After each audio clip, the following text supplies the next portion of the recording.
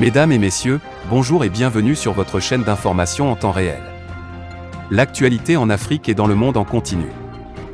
Vous informer est notre mission alors, si vous êtes nouveau, abonnez-vous et activez aussi la cloche de notification pour ne plus rien manquer. Cela étant fait, c'est parti. Eh bien les amis, le Mali a ordonné le départ dans un délai de 72 heures des forces étrangères d'une base de l'aéroport de Bamako, servant de hub logistique à des soldats étrangers de l'ONU notamment. Cet ultimatum intervient quelques semaines après l'arrestation de 49 soldats ivoiriens liés à cette base.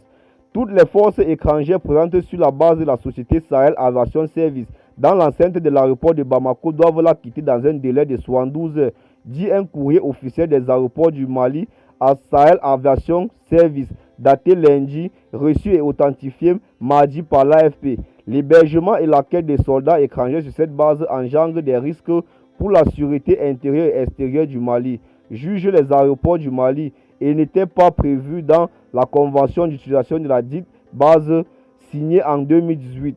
Contacté Sahel Aviation Service, une compagnie aérienne privée qui opère des vols dans la région sahélienne, n'a pas répondu. La base de Sahel Aviation Service à l'aéroport de Bamako sert de base logistique pour plusieurs partenaires internationaux du Mali, dont les soldats ivoiriens, mais aussi allemands, autrichiens, belges, suédois ou encore pakistanais, déployés au sein de missions internationales, notamment l'ONU.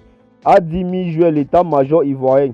L'arrestation le 10 juillet au Mali de 49 d'entre eux à l'aéroport de Bamako, déployés selon Abidjan dans le cadre d'une procédure de l'ONU en soutien de leur contingent, tandis que le Mali les qualifie de mercenaires, a déclenché une crise diplomatique entre Bamako, Abidjan et l'ONU. Le porte-parole de la mission de l'ONU au Mali a été expulsé après avoir été accusé par Bamako d'avoir publié des fausses informations sur cette affaire le 11 juillet.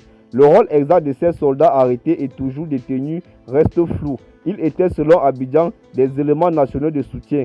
Une procédure de l'ONU permettant au contingent des missions de maintien de la paix de faire appel à des prestataires extérieurs pour des appuis logistiques. Mais en outre, une convention signée entre juillet 2019 entre Abidjan et l'ONU concernant leur présence au Mali, un autre contrat de prestation de services a été signé avec Sahel Aviation Service selon l'état-major ivoirien.